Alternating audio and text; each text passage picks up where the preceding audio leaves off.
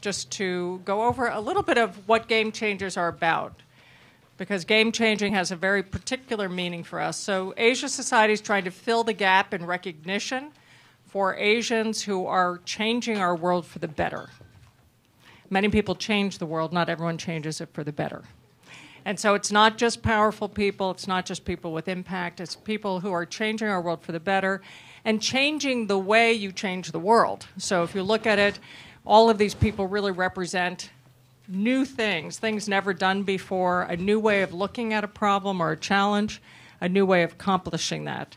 So that's why they're game changers, not just leaders. And so we chose that particularly.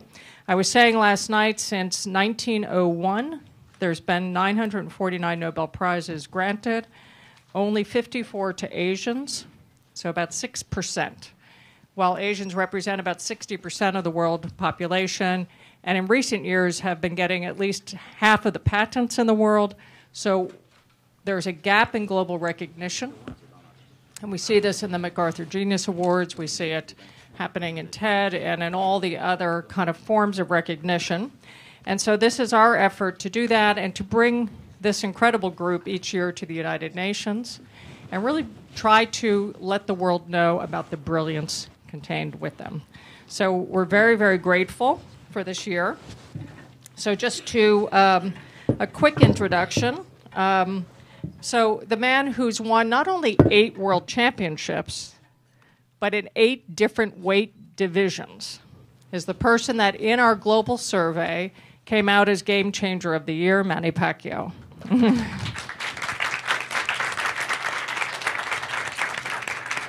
But that's actually not what makes Manny a game changer in our eyes, even though he did change the game of sports. But what he also did is not forget where he came from, which was from a life of hunger and poverty and struggle. And taking that motivation, he built a world. But not only that, he looked back. And he went back. And last night he was showing me pictures on his phone of how he's transformed the village that he grew up in, which really was a shanty town. And people, to have a secure roof in the Philippines with all the typhoons coming through is a big deal. And so Manny's done that and many more things in looking back and not forgetting his own roots. And as we talked about last night, I'm going to ask him about his mother, and I'm also going to ask a key question that Stephen Bird of Citi wanted to ask him last night is, we saw last night he's a man with a lot of love in his heart. How could he spend his life beating people up? But we'll get to you in just a moment here. We have Dr. Nakamura, who has really not only won a Nobel Prize and not only brought LED light to the world in a way that's transformative, but the reason we are recognizing him is the power of this technology to really transform the whole game in climate change, but also in medical science. And so the power of that discovery, and we heard last night his story of the struggle to really put that forward and the battles he had to fight to do that. So we're very pleased to have you with us here, Dr. Nakamura. Please welcome him.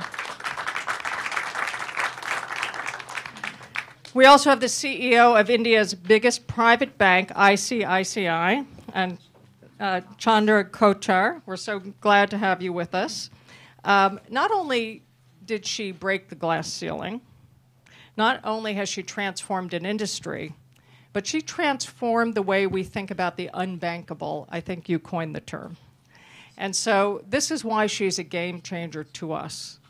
As we know, if people don't have financial services, they really cannot build a life. And breaking down that barrier of the lack of access we'd like to talk about, and we have dreams here to do a very special something on gender equity in Asia, and we want to learn about your model and what you've done. So welcome.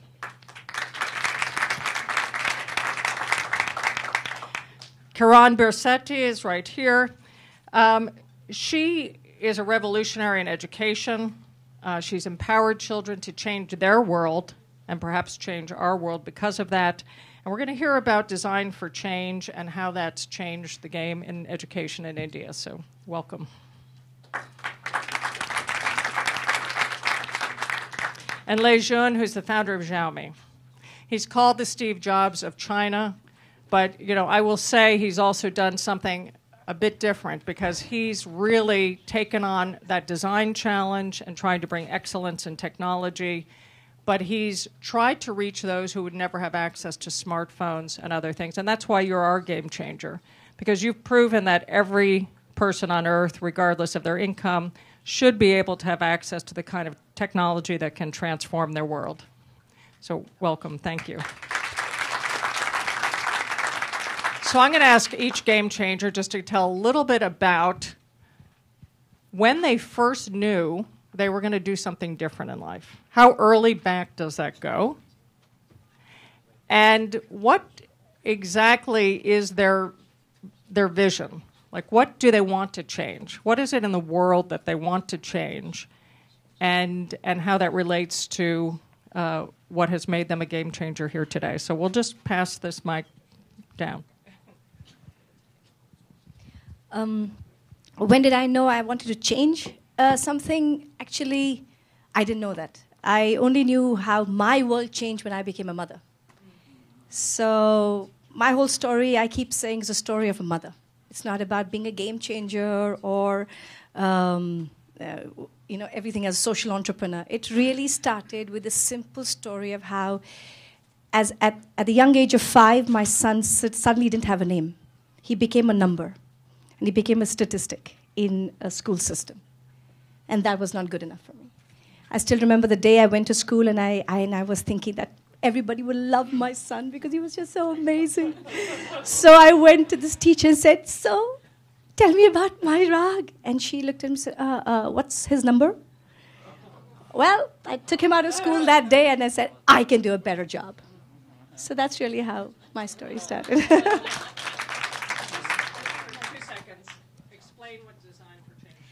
Well, Design for Change essentially was a promise to every child that no child would ever believe that they can't.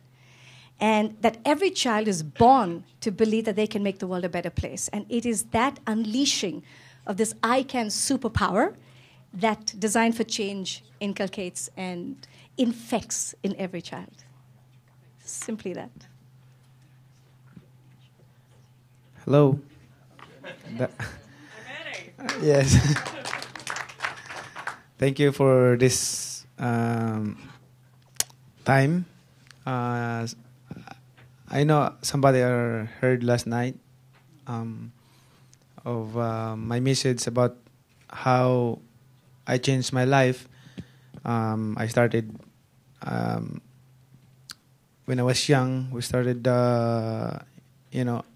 I'm selling any kinds of goods like fruits, bread, just to earn money. That's how my life before. And sometimes there's a food, sometimes none. And my focus in life is just to help my mother. My desire is to help my mother because I don't want to see my mother's getting hard time to earn money just to buy food for us, enable us to eat every day. But the thing is, I really love my mother, my family, and I don't want them to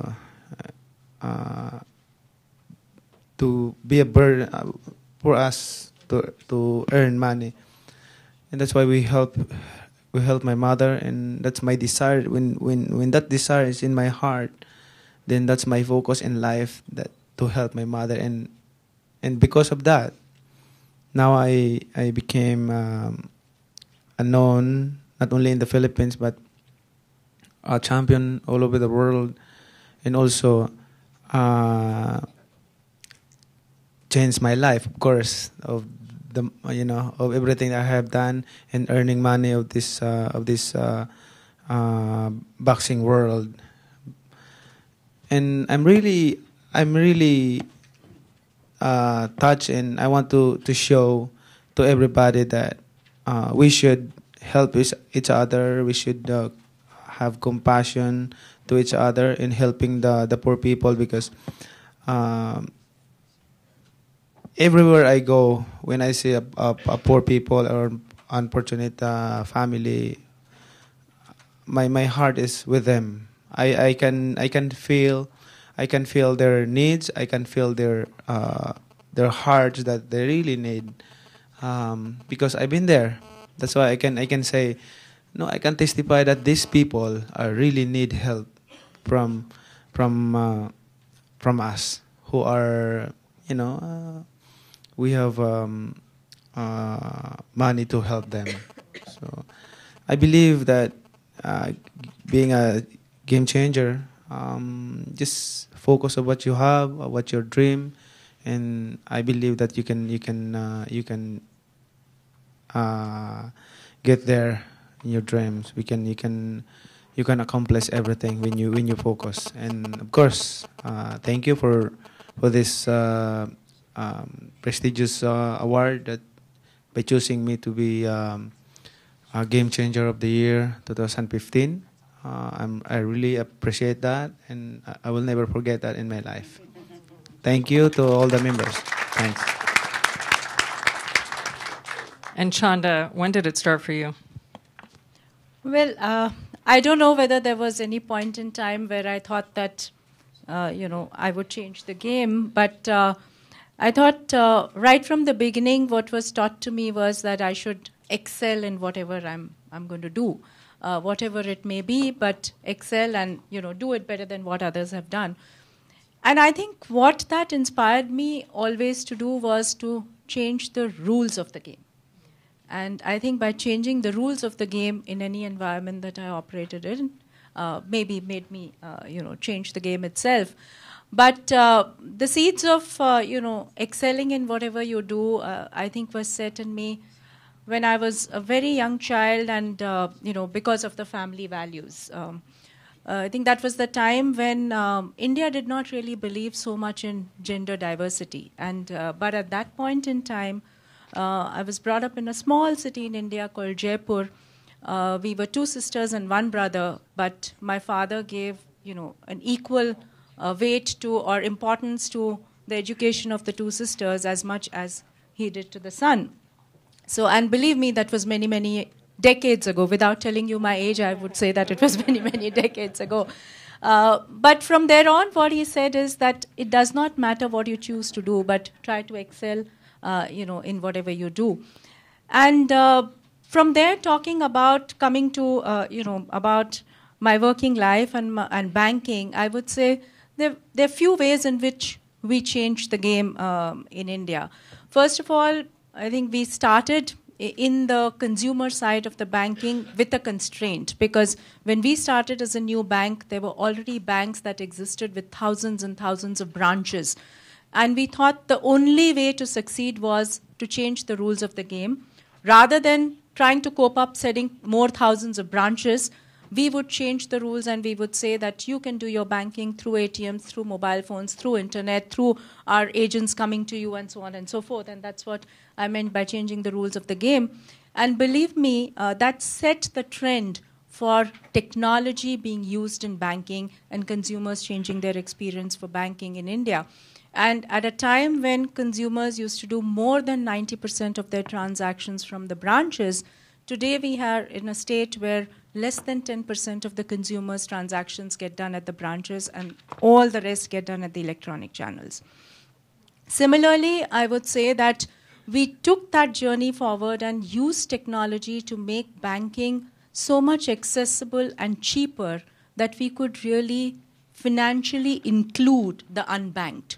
And it is really in the matter of last 3.5 years or so that we've added 20 million accounts to our customer base who have less than $1 as deposit in their banking accounts. And that's how we make them bankable, because we use technology to make banking services cheaper, try and include them. And then it's not just about that $1 deposit, but how do we empower them to do remittances through the phone, how we empower them to actually give them micro lending, to get them, help them get livelihood and so on and so forth. And of course, I think the one more thing that I would talk about is, how did we even change the game in India about gender diversity? We are a very large organization that employs in the group more than 100,000 people. But of that, there are more than 35,000 women. And the way we make the work environment simple and merit-oriented without having any biases against women, I think that is enough to make women flourish and move up on their own merit. So when people ask me, what do we do so that we have so many women doing so well in the bank, I actually say we do nothing, because women need nothing special. They only need a level playing field. And if you make the level playing field very equal, they thrive on their own merit. And that's how we've had so many women grow.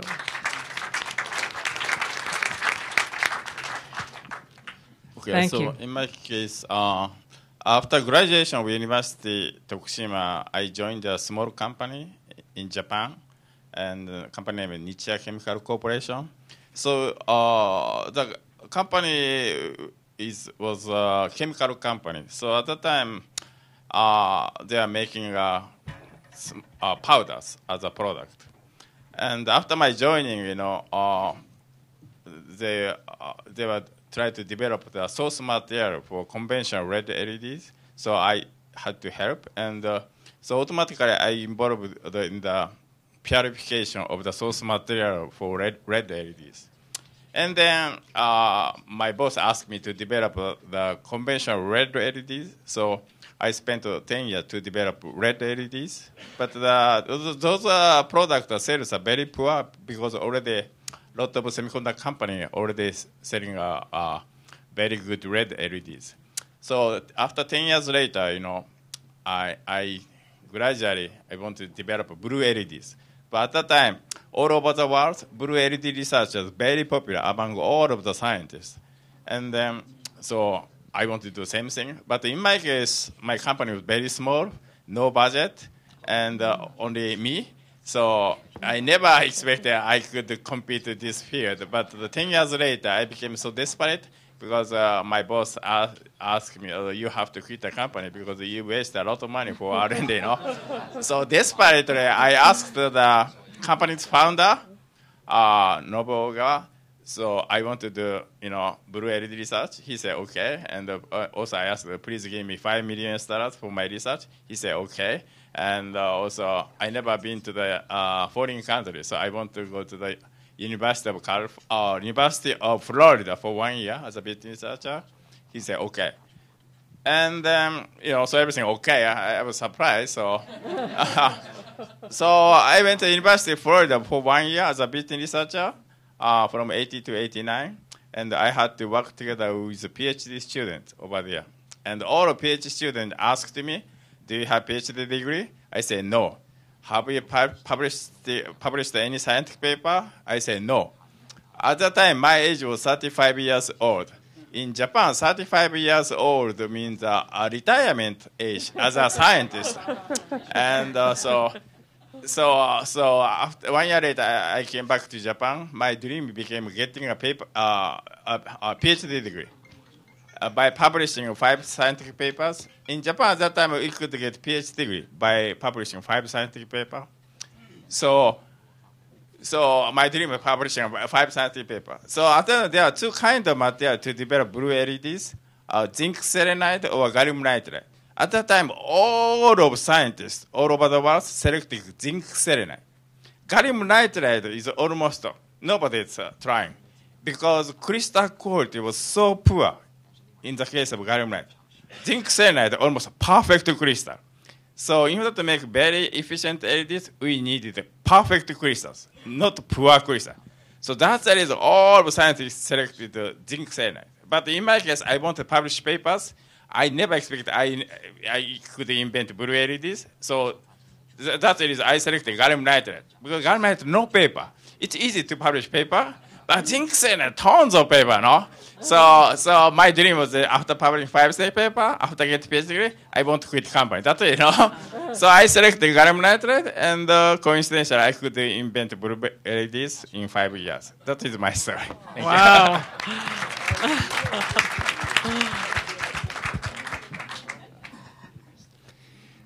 大家好，非常遗憾，我可能是唯一一位用中文来讲的这个获奖者，听得懂中文的举个手。Can those who listen understand Chinese, can you please raise your hand? OK，我自己呢，在创办小米之前呢，创办了2家公司，一家叫金山软件，一家叫卓越网。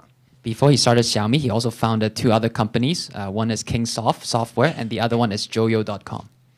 卓越呢，就是2004年我们卖给了亚马逊，就是亚马逊中国。Joyo.com sold to Amazon and became Amazon China in 2004. 所以在阿里巴巴之前，中国最大的电子商务公司就是我办的，就叫卓越网。So before Alibaba came along, the largest e-commerce company in China was Joyo.com, something that Mr. Lei Jun founded. 然后 Kingsoft 就是相当于中国的微软，就是当时中国最出名和最大的软件公司。Kingsoft was China's Microsoft, and it was the most popular, most famous, and largest software company in China back then. 所以呢，在我36岁的时候呢，金山上完市以后我就退休了。So when he was 36, after Kingsoft went IPO, he retired. 所以我相信我完成了我人生很重要的一个理想，就是在40岁以前退休。He actually accomplished one of his biggest dreams, which was to retire before the age of 40. 但是我退休了4年以后，我觉得人生很无聊。But after 4 years entering retirement, he found life was boring. 然后我只有40岁，我应该还可以做点什么。And he was only 40, so he asked himself, what else could he do? 所以我后来想，我还有2件很重要的事情没有做。He then discovered there were 2 other things, very important things that he would like to do. 我觉得第一件事情呢，就是中国是世界的制造大国，能做出非常好的产品，但是呢，全世界认为中国设计不了高品质的产品。Number 1 is that China is the manufacturing capital of the world, and yet a lot of the public consumers perceive made in China products as poor qualities. 所以我们希望跟全世界证明，我们中国人也能设计出高品质的产品。So he hopes to prove to the whole world that even made in China could mean very, very good quality. 因为在座的所有人几乎都没有用过小米的产品，所以讲这一点可能大家觉得很难相信。Because most of you probably have not tried out Xiaomi's products, so maybe it's hard to fathom this point. 这是我的第一个梦想。That was his first dream back then. 第二个梦想呢，就是我希望用互联网的方式来做消费电子，能把消费电子的产品做得既好又非常的便宜，让全世界的每个人都有机会买得起。Number 2 is that he hopes to use the internet model to disrupt the consumer electronics industry such that technology becomes so affordable to every corner of the world. 所以2010年我创办了小米，就是5年多前。So he founded Xiaomi in 2010, 5 years ago. 我们选择的第一个切入点就是智能手机。And the first kind of breakaway point that he selected was smartphones. 智能手机在中国是一个极度竞争的环境，前面有 Apple 有三星，后面还有华为和联想。And smartphone industry, as you may know, is a uber competitive market.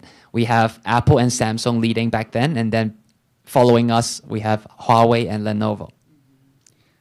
一个从零开始的 startup 怎么能够胜出呢？我们只用了2年半时间，成为了中国的 number one。How could one win when you were a startup, when you were starting from scratch? And yet, in 2.5 years, Xiaomi became number 1 in China. 再次证明，其实智能手机市场没有大家想的那么激烈。This really proves that the smartphone industry probably wasn't as competitive as you could imagine. 大家知道，中国是全球最大的智能手机的市场，而且是竞争最激烈的。China is the largest smartphone market in the whole world and is the most competitive out there. 所以背后说明小米这个 model 其实在市场上是极具竞争力的。So it also proves that the Xiaomi model is very, very competitive. 所以目前中国的很多公司，包括全球很多手机公司都在学习小米模式。So a lot of the companies, both in China and globally, are trying to learn about the Xiaomi model. 除了在手机领域以外，我们还做了20种各种各样的小产品。And apart from smartphones, we also dabbled in about 10, 20 smaller types of products. 在非常短的时间都变成了世界第一和第二的市场份额。And many of them also reached the number 1 or number 2 spots in their respective verticals in a very short period of time. 所以我自己真的也没有想到，我们会在非常短的时间就一定程度上完成了我的目标。So he really have not imagined how quickly he has been able to accomplish his goals. 我不知道大家有没有兴趣，我 demo 一下我们的产品。Is everyone interested in demos from Mr. Lei Jun? 但是听上去好像有点 business。But it felt like advertising or business. Go ahead. 可以。OK， 谢谢啊， Okay, 谢谢。 Thank you. OK， 第一个呢，我想跟大家 demo 一下我们今年发布的一款产品，叫小米 Note。So let me first demo newly launched products called Mi Note. 其实这款手机非常非常的漂亮，后面是一块3D 玻璃。At the back, we use the 3D curved glass. 这款手机也非常非常薄，只有6.9毫米厚。It's very, very thin, 6.9 millimeters. 它的相机呢是光学防抖的相机， The camera uses OIS technology. 但是在这么薄的手机上是完全做平了。And yet, in such a thin phone, we actually made the camera flat. 这部手机今天大概就是250块美金左右，不算税大概是200块美 If 金。 you take out tax, this is about $250 US. 我们很轻松就能把一部手机的价钱做到 Apple 跟三星的1/3。We very easily managed to bring down the price to 1/3 of what Apple and Samsung are priced at. 三星在中国市场上完全已经崩盘了。Samsung is pretty much done and lost the 要 China 不你看 market. 一下，当然 Apple 还是很厉害。But Apple is still very strong. OK， 所以我们为什么2年半能在中国变成 No.1 的公司呢？就是因为我们在产品下了很大的功夫。And how did we become number one? Is because we have spent so much effort on products. 我再给大家 demo 一个我们已经是世界第1的一个产品。Let me show you another number one product in the world. 就是 Power Bank。 It's power bank. 这是1万毫安时的。 This is 10,000 milliamp power bank. 非常小，非常轻。Very small, very light. 目前1年大概要卖2000万只到3000万只。 We ship around 20 to 25 or 30 million a year. 10块美金而已。Only $10 US. 非常的精致，全铝合金的。 It's very delicate. It's all aluminum steel. 我还演示一个，我们也是 No.1 的公司。我不知道大家知道 Fitbit 的吗？ Does everyone heard of Fitbit? 其实我们这个 quarter 我们已经是全球 No.1。 Actually, this quarter we have since become the number one company in this vertical. 就是我带的这个。It's the Mi Band. 这个 band 好在什么地方呢？可以用60天到70天，不需要充电。 The band is great because you don't have to charge it for 60 to 70 days. Yeah， 10块美金。And again, only $10 US. 这个是铝合金和微穿孔的。 And again, aluminum, and we have a very delicate laser etched. 不到10块美金。Not even $10 US. 现在每个月。是什么来的？这个叫什么？这个叫 Mi Band。 Mi Band is a fitness tracker. Yes, same thing. Yes, 是同一个东西。我买了一个 I bought one for every staff in Asia Society. Ronnie Chan 帮亚洲协会买了一个，每人买了一个。 What about the game changers? 那获奖者呢？有没有可以免费送的 ？Of course, of course. Ronnie. Yes, support iPhone. Yes, support iPhone. Stage get one too. Me too. 所有人在场都可以，在台上都可以拿一个。所以呢，小米还有很多非常多很酷的产品。Xiaomi still has a lot of very, very cool products in the pipeline. 我们只是想跟世界证明说，中国也可以设计出极高品质的产品。 We only want to show the world that even China can design and produce very, very high quality products. 我觉得我们真正厉害的是什么呢？我们可以用 Apple 和三星1/3的价钱出售同样品质的产品。 He thinks that we are very good at what? We're very good at actually bringing down the price of what Apple and Samsung are priced at to 1/3 of their price. 这就是中国现在讲的互联网加的模式。 That is what China is now calling as the Internet Plus model. 这个互联网加的模式呢，其实小米就是最典型的互联网加的企业。 And Xiaomi is a prime example of this Internet Plus philosophy. 所以我们的 model 其实就是互联网加手机的 model。 So the model is pretty much Internet plus smartphones. 因为今天时间有限，我就不展开讲了。小米其实是一个非常立体的 business model。 Because time is limited today, so he won't elaborate into too many details. But Xiaomi is really, really unique in this business model. 所以抱歉，我占了太多的时间。Sorry for taking so much time. Wow. I think we've just met a game changer plus. 说您是改造者。 You may have some investment interest after that presentation, that fabulous presentation. So before we come to you, we're just going to do one more round with the game changers. First of all, how amazing are these game changers? Yeah. And notice that many of the stories root from the parents and from the family and the mother, and all of that root is so important to building these incredible lives. So I have so many questions for them, but I just want to ask one, which is if you could have dinner with one human being, living or dead, through all of human history, who would it be and why? And I know you have to absorb that question, but usually the first name that comes to mind is usually the best, but whoever's ready to jump in on that. If you could have dinner with any human being, living or dead, yes, and explain why.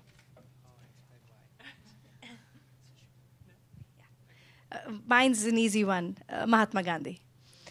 I just, and the one thing I would really, really like to ask him is how did he get stamina? Where did he dig deep to keep that stamina alive? So for me, I think the whole point of any idea is stamina. So for 40 years to come with such an audacious idea and stay with it for 40 years, my God, we don't stay with it for like 6 months. So to ask him about stamina would be a worthy conversation.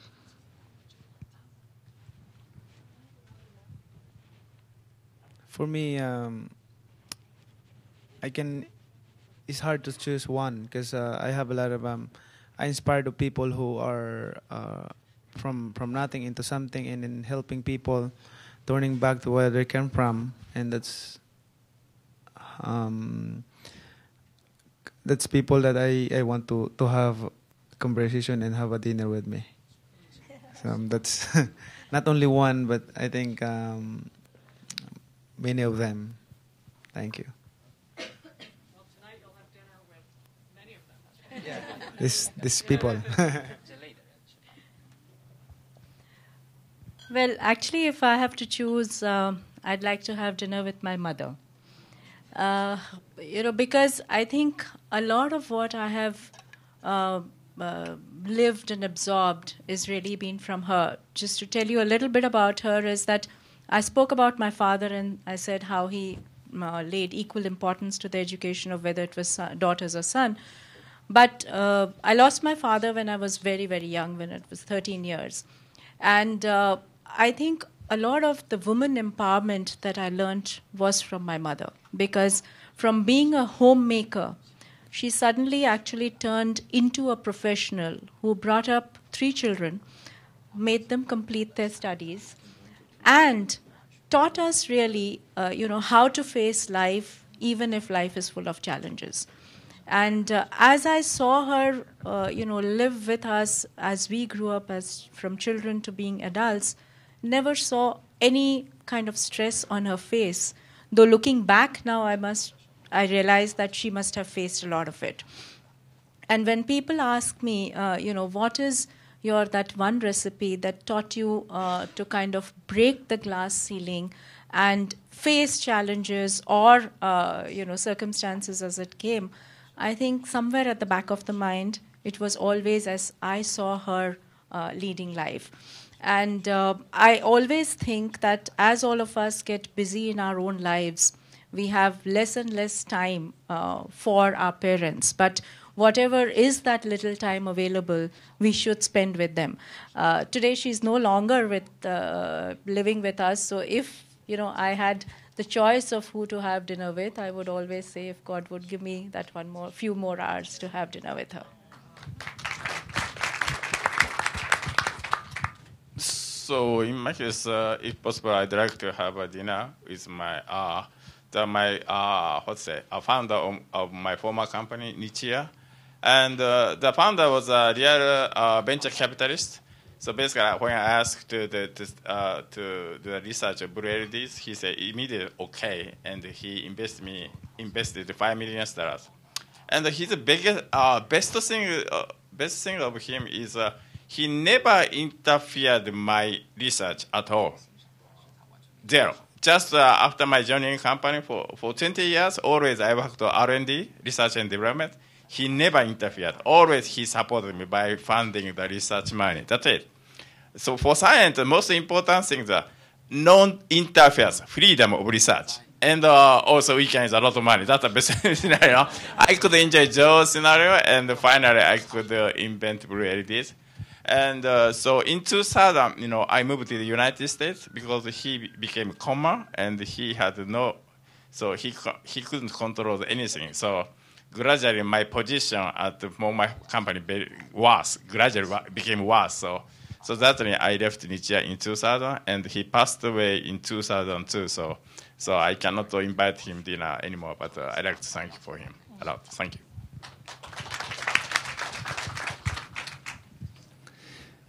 如果是在美国的话，我最想请那个 Costco 的老板一起吃个饭。Now that he's in the States, the person he would like to invite to dinner would be Costco's founder.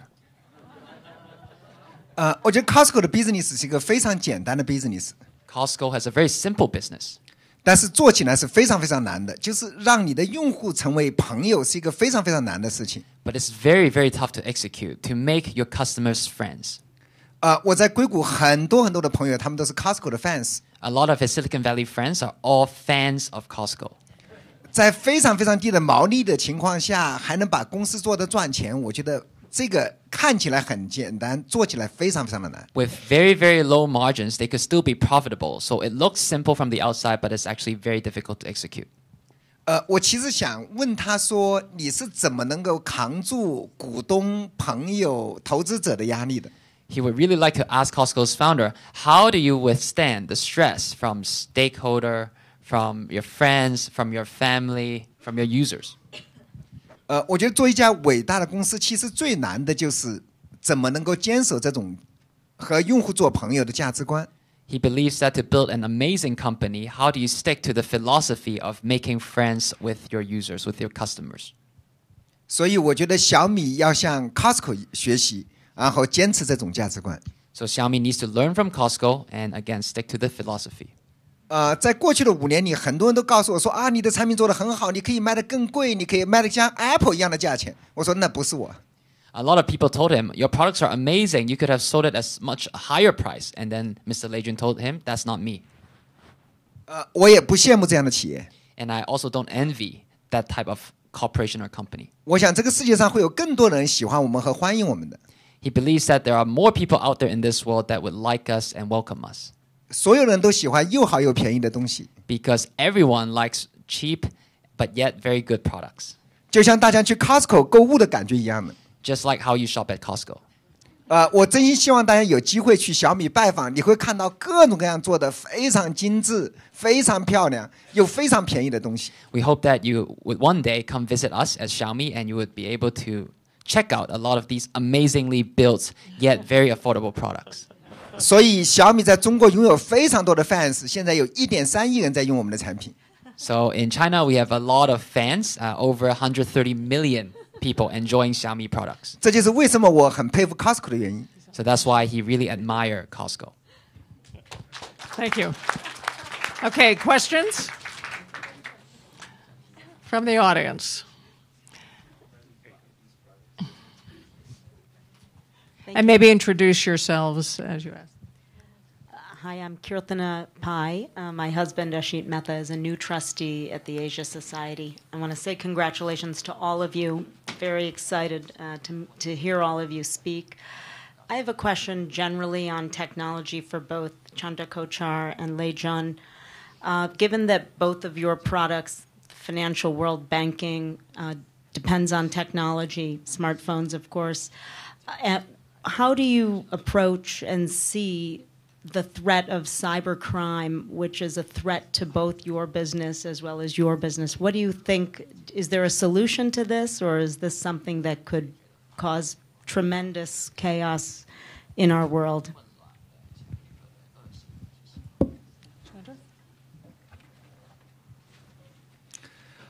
我觉得我们现在用的 IT 的产品越来越多，其实我们面临隐私泄露的风险也越来越大。Now that we're using more and more IT or technology products, there is a serious threat to personal privacy and privacy data. 尤其是智能手机开始以后，智能手机就跟电脑一样，它拥有个人的资料，其实远远超过了电脑知道的。For example, smartphones are just like personal computer, yet it actually retains even more personal data than computers. 所以呢，我认为怎么研究在智能手机上做出更安全的产品，是今天用户最关心的。So he believes that the user's first priority is to study and think about how to build a more secure smartphone environment for them. 另外一个方面呢，可能大家要逐步开始适应今天在智能手机上这种安全的压力。And of course, on the other hand, maybe these days we all have to start to get more accustomed to these stresses or at least pressure from these IT issues. 也许它的安全性没有大家想的那么脆弱。Maybe it's not as fragile as you think. 比如说10年前Google 出了个 Gmail， 当时大家担心它的安全是个巨大的问题。其实10年时间过去了，你会发现 Gmail 还是非常安全的。10 years ago, when Google first released Gmail, a lot of people was kind of scared about how secure the Gmail is. Of course, 10 years later, everyone is now still using it, and it's actually pretty secure. 所以我觉得这个问题呢，是一个既有利也有弊的问题。就是用的 IT 技术越来越多的话，的确泄露个人隐私的可能性会加大，但这只是一个可能性而已。Of course, this question has both sides of the coin. However, as we use more and more of these products, of course, there will be more concerns about the leakage of personal privacy data. 当然，这也说明我们在智能手机上还有非常多的事情值得去创新、值得去努力的地方。But this also means that for us, there are a lot more things that we could innovate on and continue to improve. Well, I think the issue of cybercrime is absolutely real, and it impacts all of us. Especially in the financial world, it becomes even more important because you're dealing with other people's money. So one part, of course, is how to keep making your own systems more and more secure. And really, we spend a lot in terms of technology just on the security of the systems and so on. But according to me, the more important or the more difficult issue really is the softer one, not about what you can do in terms of hardware and software security, but how do you really educate the customer about the safety and security of his or her own data. So what we've found is that while we work towards making our own systems secure and safe, but a lot of the time people get duped or cheated because they have innocently shared their own data. They've shared their password, they've shared their PINs and so on and so forth when people have acted as imposters.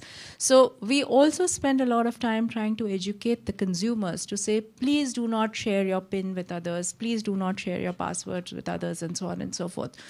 The other softer part is that we also realize that when there are cyber crimes, the real physical world actually is not that equipped to deal with those crimes. We've at least seen in India that the police force, the investigative forces, in fact, do not yet understand how cyber crimes take place. So we as a bank, again, actually work with the entire police force trying to teach them what cyber crimes are all about, so that when we file cases or when anybody else files these cases, they are more equipped to deal with them. So indeed it is an issue. I think indeed it brings a lot of responsibility on the organizations for safety and security, but it also means a lot more education and awareness on the part of the consumers. Thank you. Lulu Wang? Thank you all for sharing your stories with us. I was just reflecting, as recently as even 10 years ago, it was said that Asians were not very philanthropic, and yet we've seen a great change for the positive in the last year. So I wonder what you would share with us as your thoughts on the outlook for philanthropy by Asians, and what would drive it. And if I could just say, Lulu Wang was instrumental in creating the Game Changers Award, so thank you. Anyone want to jump in on that one? Actually, India has a very rich tradition of what we call giving. Maybe not philanthropy as much, but giving is a very, very embedded tradition. And often the giving used to be to temples and families, etc., that would do work. I'm really excited to say that in the last 7 years, a friend of mine actually launched something called the Joy of Giving Week, as it were, to get cutting across every denominator of society to be able to say that when I have a surplus, I can offer it. And we all have surpluses, something to give, kindness, time, money, etc. So it's becoming a more talked about phenomena.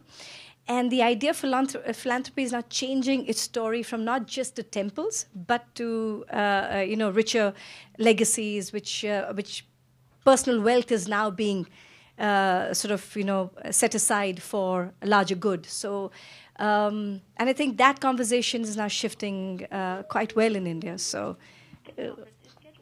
we're pretty out there.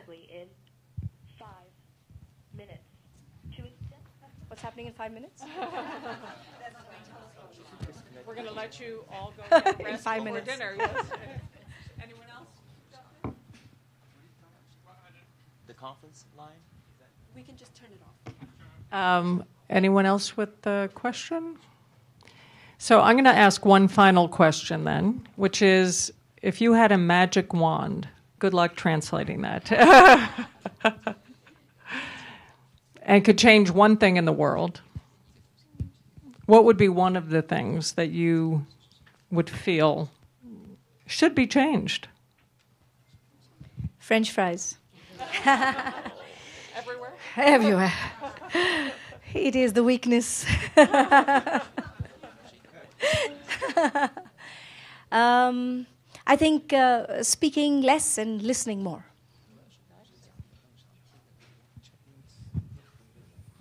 Change. I think no more problems. Good one. That was big. No more problems. No more sorrow, no more problems. Just happy. That sounds like a beautiful song.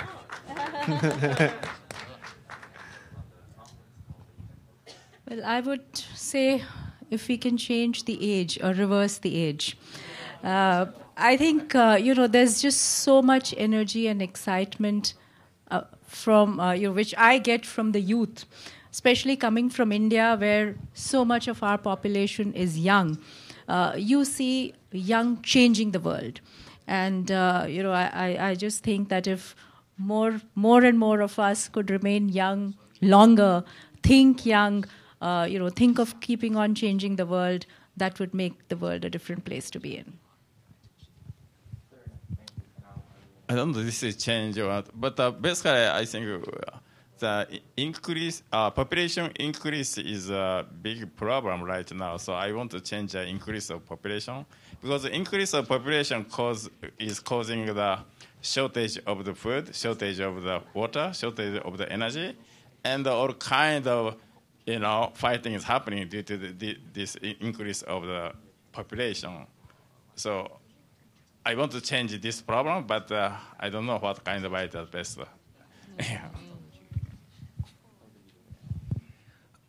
对我来说，我觉得最重要的是语言沟通。如果一个很好的科技使不同语言、不同文化的人能够自由的沟通的话，我相信这个科技应该对全人类都有巨大的帮助。He thinks it's the barrier to communication with different languages, because if products and technologies could enable different cultures, different people from different countries to talk to each other, then that's a great problem to solve. Okay, ladies and gentlemen, we will see you tonight. So what time do we start? 6 o'clock at the United Nations. I think we have a beautiful day, so we'll have the terrace open overlooking the river. And then we'll have our event at the United Nations with all the game changers back again, and a few more who are not with us now. And remember Playing for Change, that great musical group. Grandpa Elliot is still with us, and we'll be back. So we'll have a wonderful, wonderful evening. Look forward to seeing you all then.